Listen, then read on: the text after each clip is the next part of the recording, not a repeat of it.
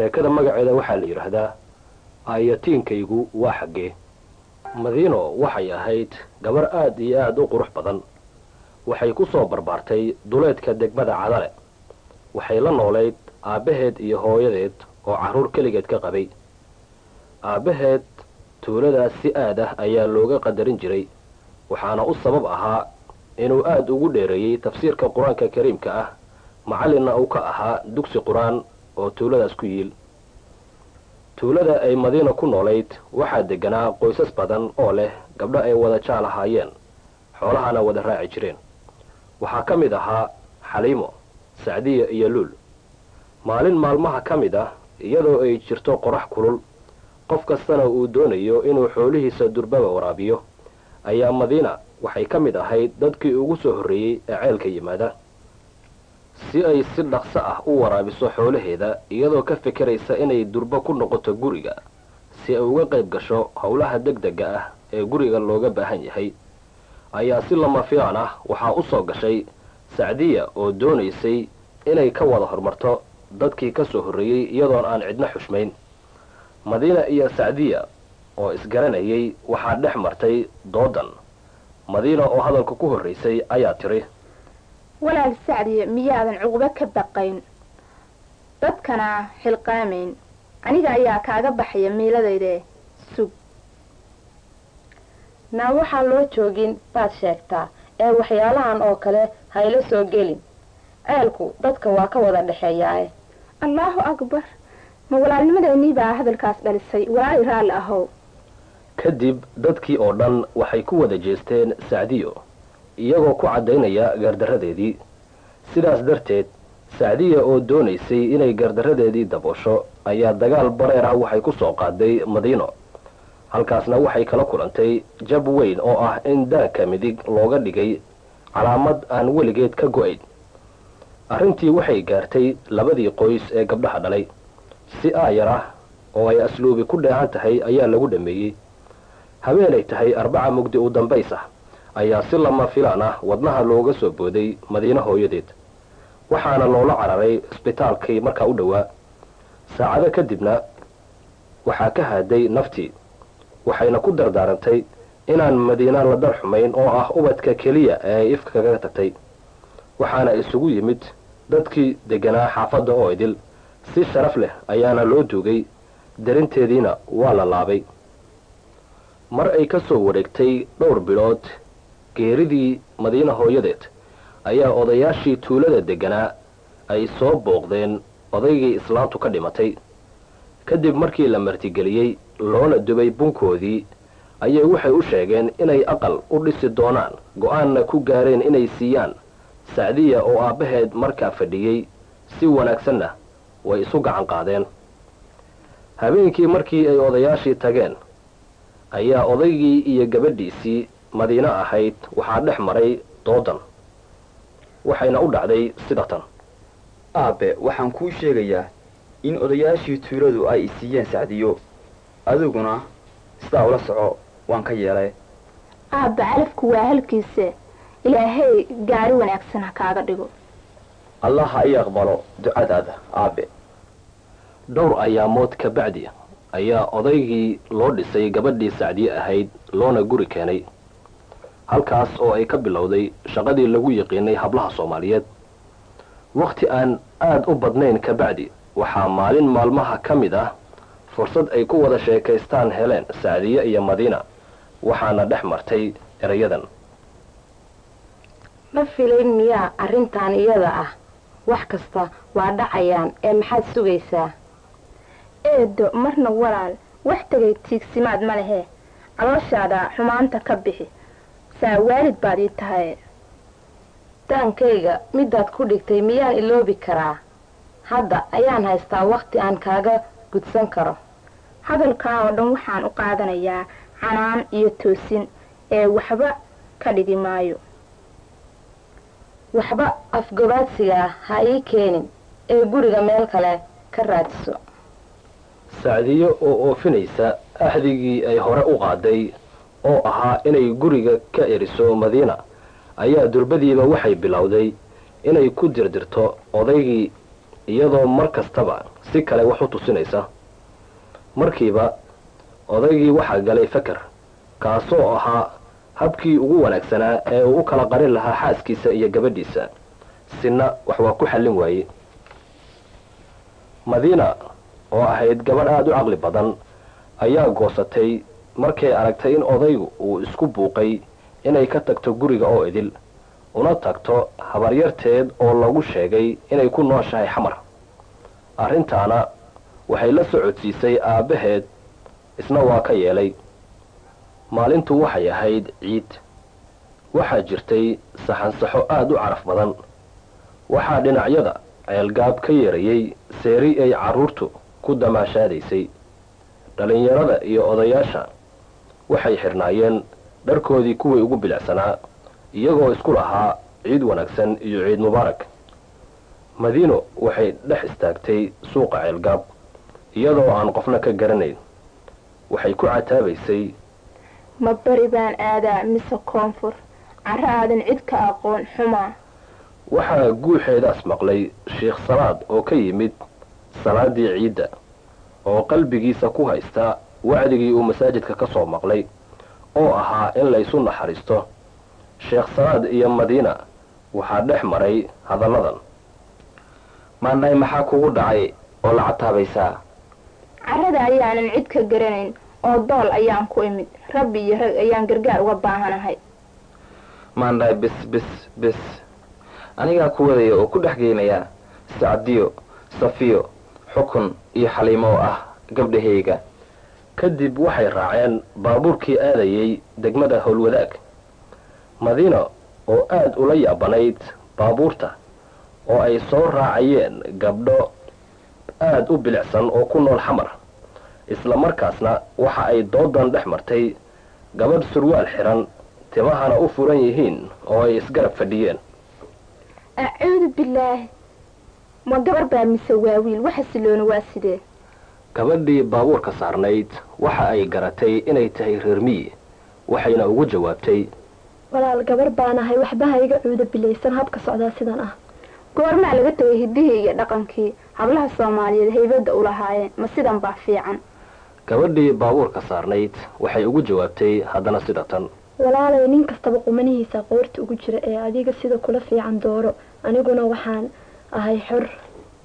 talow gabadhaan iyo aniga yaa jid leh, alla yaana kala saara. cabbaar markii ay doodeen waxaa la soo gaaray gurigii salaad. kadibna baabuurkii ayaa la joojiyey. way ka soo degeen, waxayna abbaareen gurigii oo lahaa albaab cagaaran. kadib waxay garaaceen albaabkii, waxaana ka furtay gabadhiisii yarayd ee safiya oo oday salaad uu aada u jeclaa. waxayna markiiba kula soo booday, aabe ciid mubaarak. salaad oo ku fiiriyey il naxariis leh ayaa siiyey 2 gini. kadib safiyo waxay weydiisay aabbaheed yay tahay gabadhani, wuxuuna ugu jawaabay, aabbe waa walaasha oo aan dhibyaraan ku dhalay. kadib sheekh salaad wuxuu isugu yeeray dhammaan carruurtiisii iyo xaaskiisii, wuxuuna ku wargeliyey, gabadhani waxay ka mid ahaan doontaa carruurta guriga ku nool. wixii kheyray khasaaraha ee la qaybsanayso ilaa looga helo ciddii ay xamar u timid. waayo maanta markaan ka soo noqday salaada ayaan la kulmay ayadoo ceelgaab taagan, qofna aan ka garanaynin xamar, meel ay aadana garan la. sidaasina ayay igu qasabtay in aan keeno gurigeenna. gabdhihii oday salaad dhalay iyagoo si hoosa iskula hadlaya ayay waxay yidhaahdeen, gabadhu reer baadiye weeye mooye aad bay u qurux badan tahay, iskuna la-eg tahay, una jir dhisan tahay. kadib markii dhowr bilood ay ka soo wareegtay ayna kala baratay xaafaddii ay deganeed, aad iyo aadna ugu dhegan nugushahay reerka, ayaa oday salaad maalin maalmaha ka mid ah iyadoo la qabeynaysa ku yidhi, berrito haddii uu ilaahay yidhaahdo waxaan ku geynayaa dugsi qur-aan. adeer 2 jeer ayaan qur-aanka dhameeyey, waayo aabbahe iyaa macallin dugsi ah, wax kaloo la bartaa ma jiraan. ha aabe, haddii aad qur-aanka taqaanid waxaan berrito ku geynayaa iskuul birbaati ah oo laga barto afka soomaaliga, xisaabta, carabiga iyo ingiriiska. waagii markuu baryey ayaa waxaa la geeyey iskuulkii laguna qoray inay gasho 4 galabnimo si ay subaxdii uga qayb gasho howlaha guriga ka socda.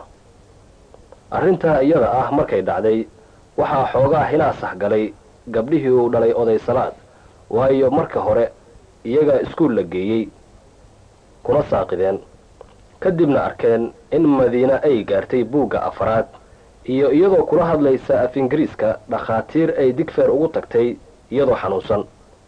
maalin maalmaha ka mid ah waxaa wada sheekaystay xaaskii Salaad iyo habar Axado oo ay deris yihiin. waxayna ku wada hadleen sida tan: waxaan maqlay in odaygaadu uu guursan doono gabadha guriga jooga ee maxaa ka jira. xaaskii Salaadna waxay ugu jawaabtay: alla marka wax lagu sheego ayaad wax garataa. tuhunkan awalba waan qabay, afkiisa Madiina mooyee wax kale waa laga waayey, laakiin hadda ayay inoo tahay, ama iyada ama aniga ayaa guriga naag ka noqonaysa. galabtii markii ay 9 saac iyo bar ahayd ayay Madiina waxay siday caadadu ahayd aaday iskuulkii oo galabtaas la sugayay imtixaan hore loo galay natiijadiisa. waxaa iskuulkii soo galay macallinkii oo wada waraaqihii imtixaanka oo saxan. macallinkaas waxaa magaciisa la yidhaahdaa Axmedey. wuxuu arday ka yahay jaamacadda Gahayr. dhaqaalihiisuna aad ayuu u liitay. hooyadii keligii ayay qabtay. waxay muufo ka dubaysay degmada Wadajir. waxay isku celcelin jireen lacagta uu ka qaato iskuulka birvaatiga ah iyo hantida ay ka hesho meheradaas. nasiib wanaag, Madiina waxay imtixaankii ku gudubtay 100% waxayna noqotay qofka koowaad. Axmedey iyo Madiina waxaa dhex maray sheekadan.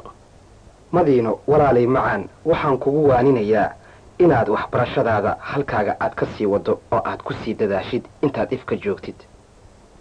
waan kaa ballan qaadayaa in aan sii wato, laakiin nin adeerkay ah oo aan la joogo oo aad iigu fiican ayaa naagtiisa iyo gabdhihiisu iximiyaan. ee meel fiican markaan helo ayaan si fiican u dadaali doonaa. wallaahi waa dhab waxaad sheegaysid, laakiin aniga ayaa ku jooga ee walwal iska dheeree intaan ifka noolahay. xaaskii Salaad oo tix raacaysa sheekadii habar Axado ayaa iyada iyo odaygeedii Salaad isdhaafsadeen erayadan soo socda: Salaadow, ayaantan tallaabo 3 ayaad qaaday. xaafadda oo dhanna waa laga ogsoon yahay inaad gelaysid guur labaad. Madiina ayaadna u aqal taagaysaa. laa ilaaha ila allahu maxameda rasuulullah. wallaahi bilaahi in aysan salaad iga jibinin guur baaba sheegaysaaye. Safiya ayaa dhinac ka soo booday waxayna tiri: aabe, taaba waxaa ka daran. waxaa la moodaa inaad keligeed dhashay sida aad u jeceshahay. anigu kolley gurigan Madiina wada joogi mayno. waxaan aadayaa guriga adeer Saciid. islaantii ayaa sheekada bartanka kaga soo dhacday oo tiri: Salaad, runta ma rabtaa? beri subax waxaa guriga ka baxaya Madiino ama aniga iyo carruurtayda. innaa lilaahi, haddayba arrintu sidaa tahay, Madiina ayaa baxaysa ayadaa dhib yare.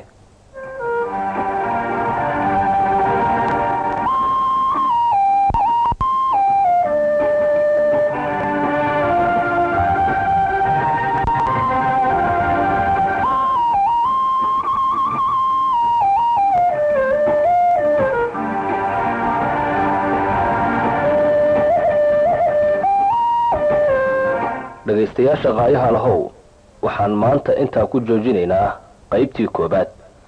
waa inoo toddobaadka dambe iyo qaybta 2 ee sheekada magaceedu yahay aayatiinkaygu waa xaggee.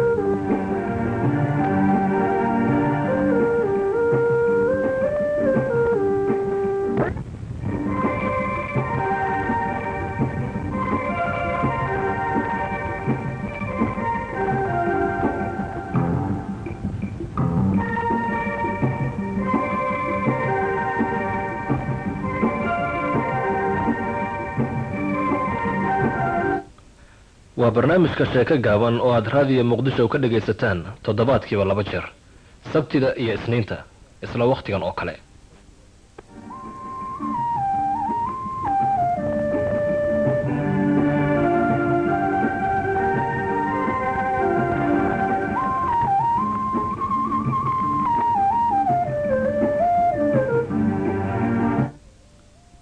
khiyaarta hawada naga dhagaysatay sida aanu hore idinkugu ballan qaadnay waxaynu maanta idiin soo gudbinaynaa qaybtii 3aad ee sheekada halkudhigeedu yahay aayatiinkaygu waa xaggee.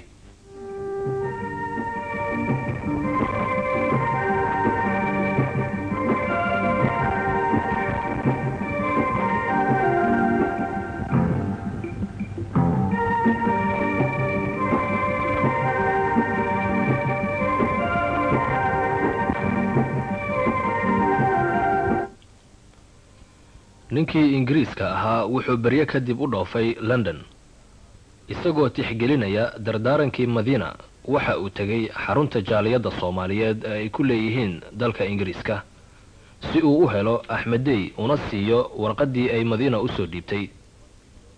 waxay ahayd habeen loo dabaaldegayay ciidda Masiixiga iyadoo wadooyinka iyo meel walbaba lagu xardhay nalal bilicsan oo midabyo kala duwan leh. dadweynaha badankii waxa ay u socdeen raxan iyagoo isku hambalyeynaya munaasabadda isuguna duceynaya in sanadkan sanadkiisa ay ku gaaraan guul.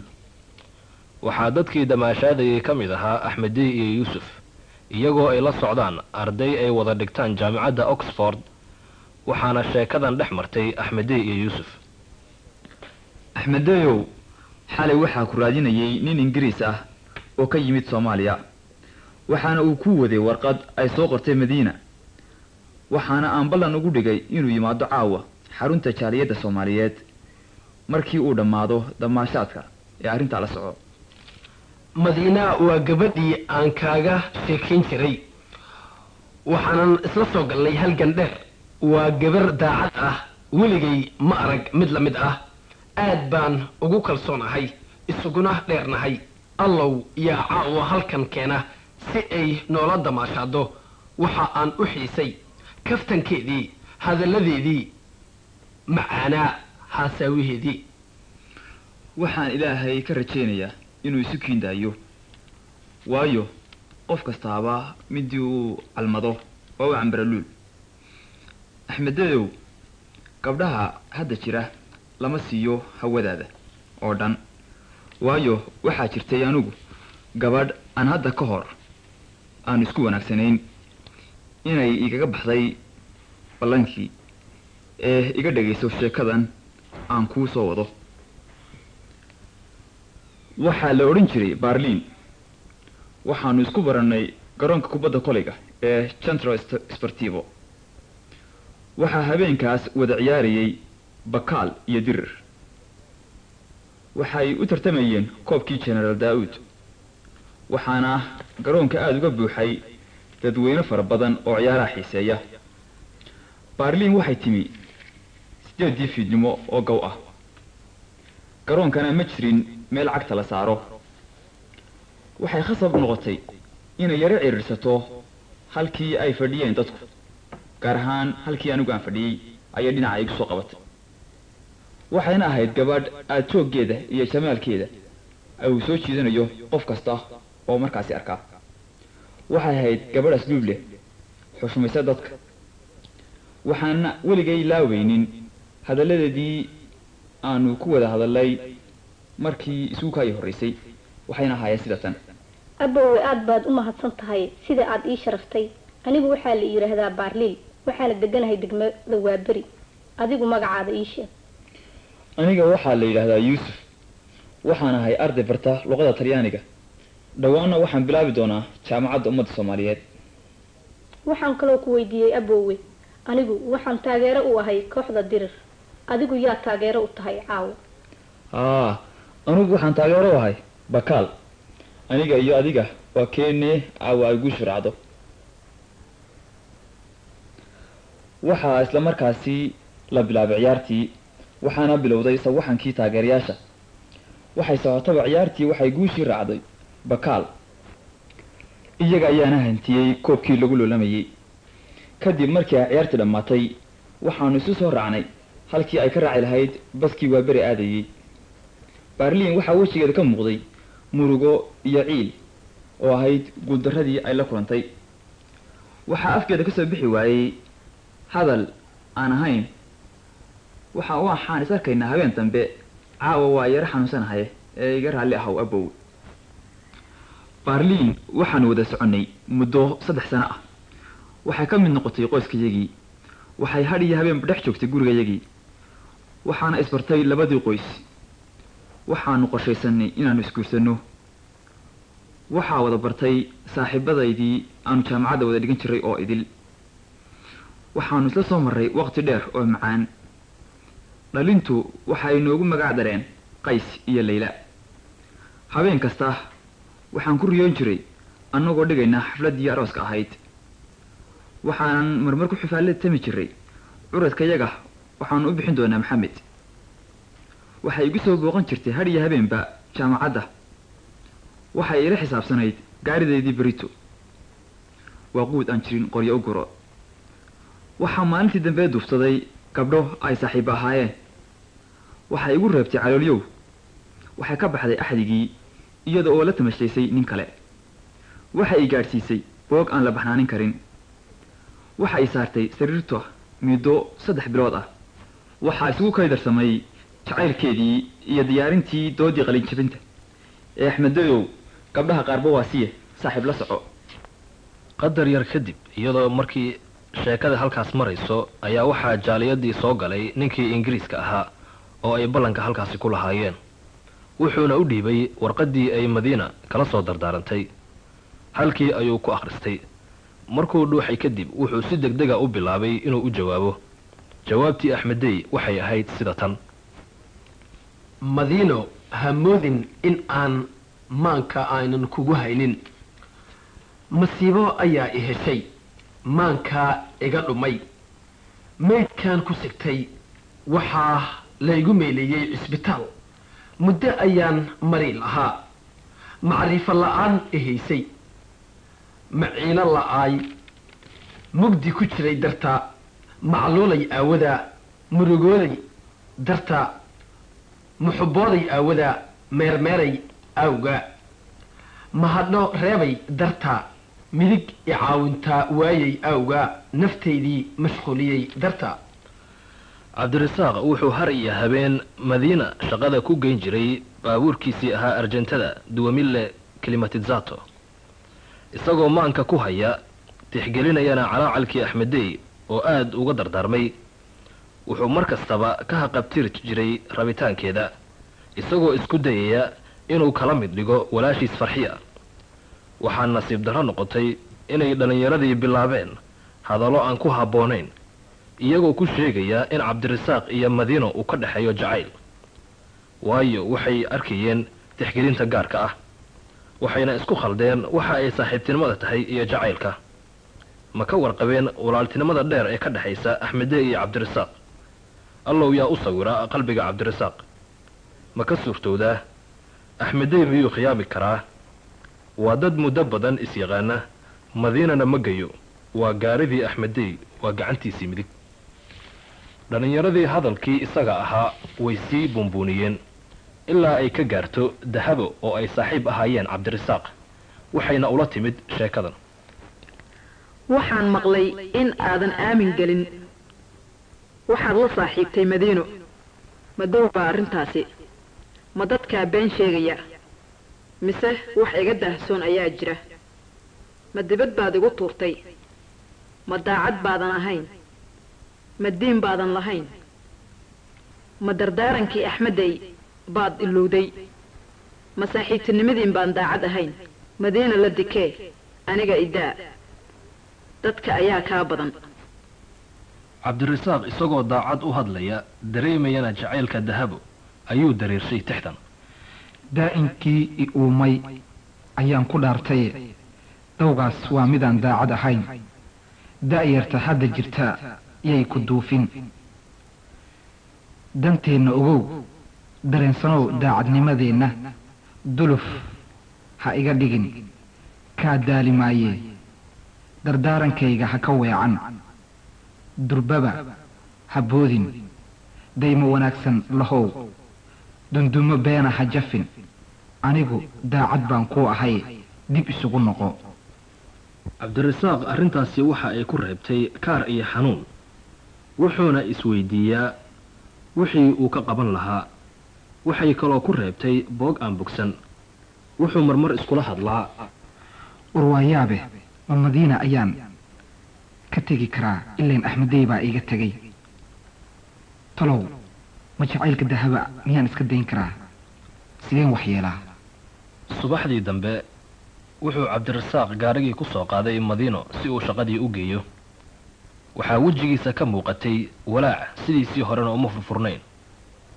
habeenkii oo dhan ma uusan jiifsan, wuxuuna isku dayayey inaysan madiino ka garanin wejigiisa dhibaatada baaxadda weyn ee haysata. laakiin durbaba way garatay inay wax jiraan, waxaana dhex martay doodan. cabdirasaaqow saaka ma fiicnida maxaa kugu dhacay? bashbashtaadii aaway, ma dhibaato aad iga qarinayso ayaa jirta aboowe? madiino waxaan kaa qarinaya ma jiraan, wax dhibaato ahna ma jirto. war jiraaba cakaaru noqon doonaa. durbaba waxay tageen goobtii shaqada iyadoo madiina ay maalintaas u ahayd gudcur, waxaanay tabanaysay inay waxun jiraan. waxay iskula hadashay sida tan: talow ma dhibaatadii hore ayaan dib ugu noqon doonaa?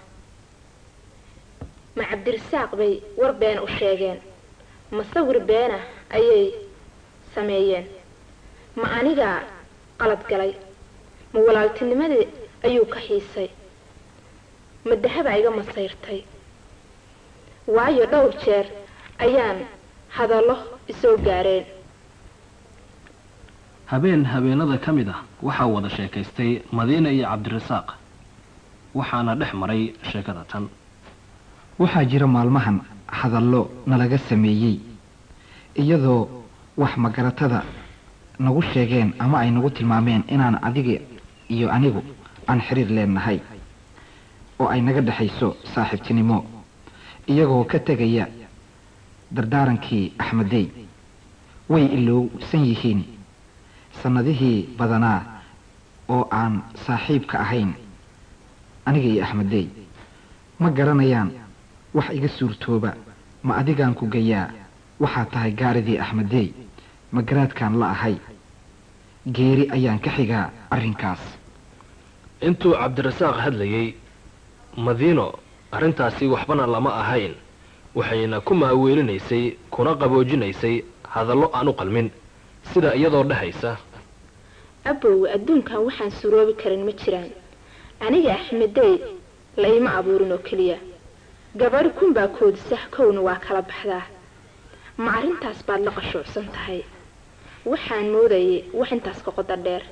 miyaadan ahayn geesi gaaridii damacdaa garabka qaban karin, gardaadin karin, geesaha dhaxanta ka celin karin?